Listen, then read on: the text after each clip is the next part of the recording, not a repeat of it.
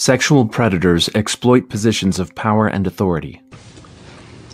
I was 11, and I was preyed upon by Father David Hawley in Worcester. And I don't mean prayed for, I mean preyed upon.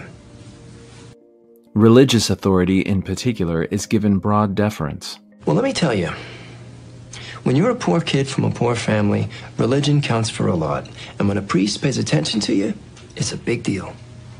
He asks you to collect the hymnals or take out the trash, you feel special. It's like God asking for help. Predators use their positions of authority to groom their victims.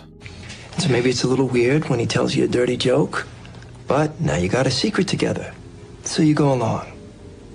Then he shows you a porno mag, and you go along, and you go along, and you go along, until one day he asks you to jerk him off or give him a blowjob, and so you go along with that too, because you feel trapped, because he has groomed you.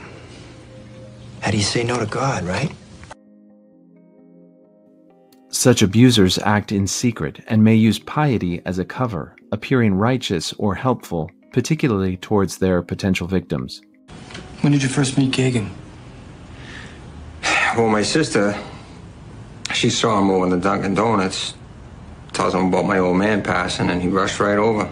Gagan shows up, and my mom, you know, she's thrilled. And this was like God showing up, you know? Religious authority gives predators special, intimate access to potential victims. This is particularly true in private one-on-one interviews for confession or worthiness. A pedophile Catholic priest groomed at least one of his victims during confession, using deliberately suggestive questions to encourage the schoolgirl to talk about sex. Such worthiness or confession interviews may be used to normalize sexual conversation, a key step in grooming. During confession, she described the priest leading a vulnerable person to speak of secret carnal matters. Father McClendon, through his suggestive questioning, led me into premature sexual awareness for his own purposes, her statement reads. It is important to note that because they act in secret, there is no outward way to identify an abuser.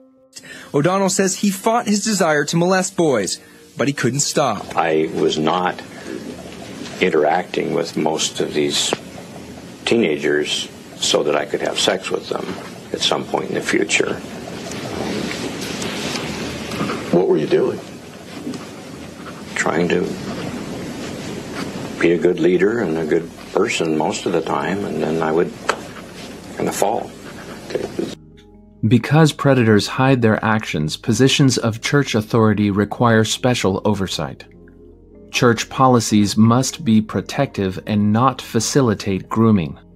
Change is happening. In September of 2017, a young new Catholic priest was discovered asking middle schoolers about masturbation and pornography in confession. The priest was removed from his position by 1 p.m. the same day the parents first reported the violation.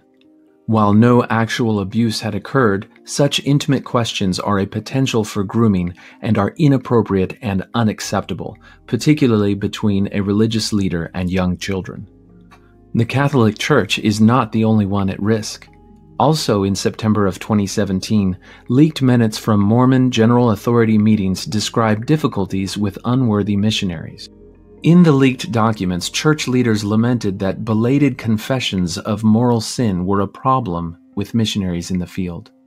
As a remedy, Mormon stake presidents and bishops were instructed to be more specific and explicit in their worthiness interviews, not to use general terms, but to ask about specific acts, which would include pornography and masturbation.